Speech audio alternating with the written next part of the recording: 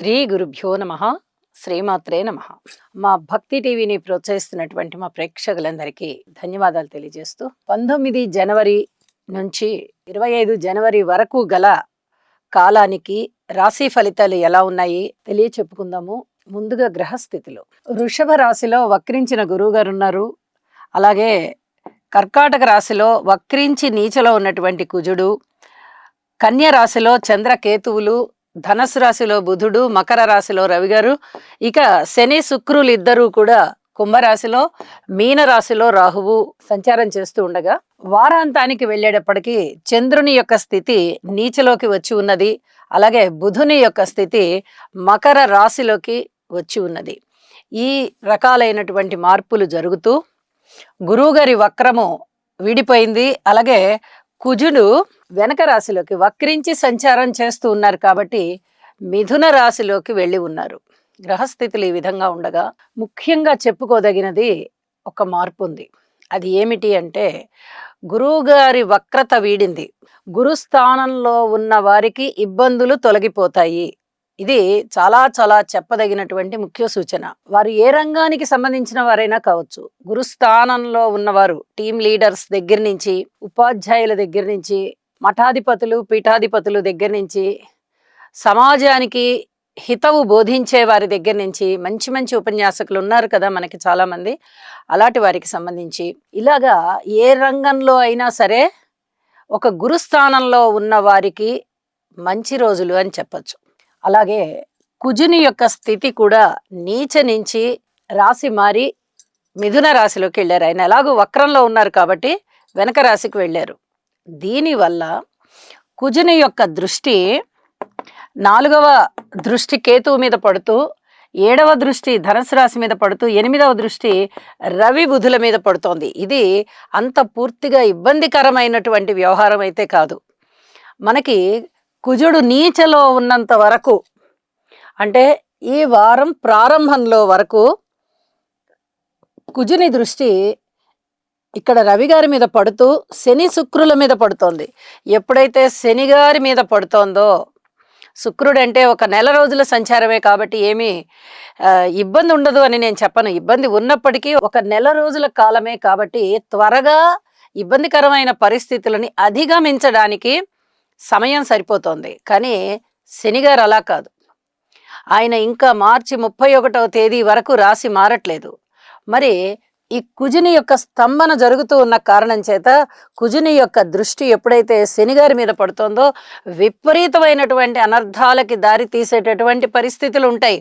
మనం అవన్నీ ప్రత్యేకంగా ఒక ఎపిసోడ్ చేసుకున్నాం కూడా. ఇప్పుడు ఆ అనర్థాల నుంచి కాస్త ఉపశమనం కలుగుతోంది ప్రజలకి. కుజుని యొక్క మార్పు మిథున రాశిలోకి వెళ్ళిపోతూ ఉన్న కారణం చేత, కుజుని యొక్క దృష్టి శనిగారి మీద లేకుండా ఉన్న కారణం చేత ఇప్పటి వరకు కుజస్తంభన వల్ల ఏర్పడినటువంటి పరిస్థితులు, అలాగే శనిగారి మీద దృష్టి పడుతూ ఉన్నటువంటి ఈ విపత్కర పరిస్థితులు ఏవైతే ఇప్పటి వరకు ఏర్పడి ఉన్నాయో, చాలా మంది జీవితాలలో సందిగ్ధమైన వాతావరణం ఏర్పడి ఉందో అవన్నీ కూడా ఉపశమింపబడతాయి అని చెప్పి తెలియచేస్తూ ఉన్నాను. ఇది చాలా అదృష్టవంతమైనటువంటి విషయం. కనీసం ఇప్పటికైనా మనం బయటకు వచ్చాం. కానీ మళ్ళీ రాశి కూడా మారతారు. మారినప్పుడు మళ్ళీ అప్పుడు పరిస్థితులు అప్పుడు తెలియచెప్పుకుందామని చెప్పి తెలియజేస్తూ ఇక రాశుల్లోకి వెళ్దాము. మేషరాశి. మేషరాశి వారికి ఈ వారం రోజుల కాలము కూడా చాలా అద్భుతమైనటువంటి గ్రహస్థితులు కనిపిస్తూ ఉన్నాయి. అదృష్టమా అన్నంత అదృష్టం వీరి వెంటనే ఉంది. ద్వితీయ స్థానంలో గురువు గారి యొక్క స్థితి బాగుంది. షష్ఠ స్థానంలో చంద్రకేతువుల యొక్క స్థితి బాగుంది. దశమ స్థానంలో రవి గారు బాగున్నారు. ఇక ఏకాదశంలో శని గారు బాగున్నారు. శుక్రాచార్యుల వారు బాగున్నారు.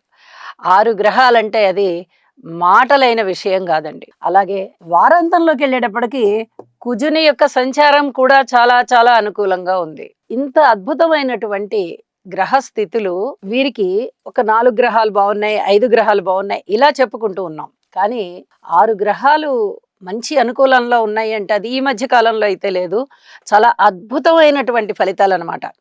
జీవితంలో మీరు ఏది సాధించాలి అనుకుంటారో ఖచ్చితంగా సాధించి తీరుతారు. మీ ఆశయం సిద్ధిస్తుంది. ఇది చాలా చాలా ముఖ్యమైనటువంటి విషయం. ఈ సమయాన్ని ఎప్పుడు వృధా చేసుకోకూడదు. మనము ఏవైతే కొన్ని కోరికలు పెట్టుకుంటూ ఉంటాం.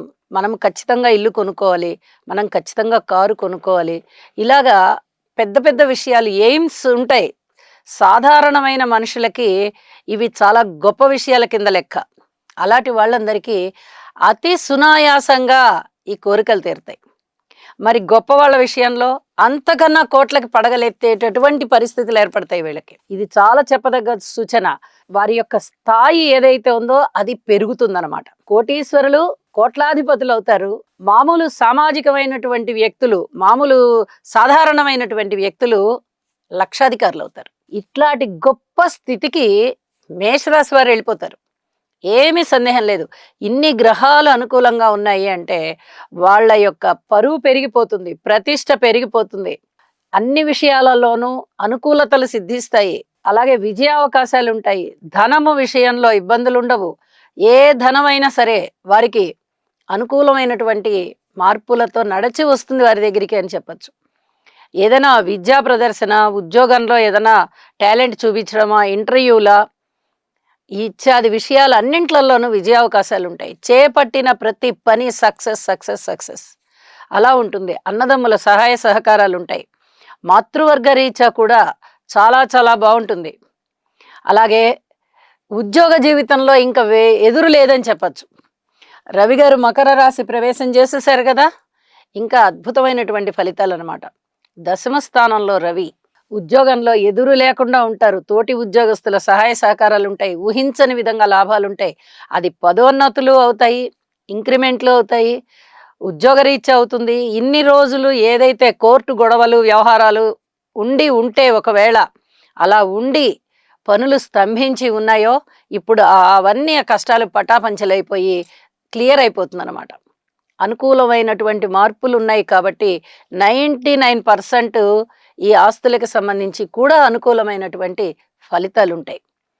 వివాహాది శుభకార్యాలు కుదరడానికి అవకాశాలు ఉన్నాయి. అలాగే భార్యాభర్తల మధ్య అన్యోన్యతలు పెరుగుతాయి. అన్నదమ్ముల మధ్య అన్యోన్యతలు పెరుగుతాయి. కుటుంబంలో చాలా చక్కటి ఐకమత్యం ఉంటుంది. ధన ఆదాయం పెరుగుతుంది. అలాగే స్థాన చలనాలు ఏదైనా ట్రాన్స్ఫర్స్ అవ్వాలనుకున్నా కూడా వీరికి ప్రమోషన్స్తో కూడినటువంటి ట్రాన్స్ఫర్స్ ఉంటాయి. ఇంకా అన్ని రకాలుగాను బాగున్నప్పుడు ఇక బాలేదు అని చెప్పడానికి ఉండదు. అలాగే వారాంతంలోకి వెళ్ళినప్పుడు ఇంకా ఏమన్నా మార్పులు వచ్చిన్నాయా అంటే చంద్రుని యొక్క స్థితి అష్టమ స్థానంలోకి వచ్చింది. అంత పెద్ద గొప్పగా లేదు. కుజుని మార్పు చాలా బాగుంది. ఇక బుధుని యొక్క స్థితి బుధ ఆదిత్య యోగంలోకి వెళ్ళింది తప్ప దశమ స్థానంలో బుధుని వల్ల అంత పెద్దగా ఉపయోగాలు అయితే లేవు. ఏమన్నా ఉన్న కలహాలు ఉంటాయి. అయితే వాటన్నిటిని వీరు అధిగమించగలుగుతారు. గురుబలం చాలా చాలా బాగున్న కారణం చేత, శనిగారి బలం బాగున్న కారణం చేత, కేతువు బలం బాగున్న కారణం చేత వీరికి అద్భుతమైనటువంటి విషయాలు ఈ వారం సంప్రాప్తిస్తాయి అని చెప్పి తెలియజేస్తూ నవగ్రహ స్తోత్ర పారాయణాలు చేసుకోండి. మరింత మనశ్శాంతితో ఉంటారు. శుభం.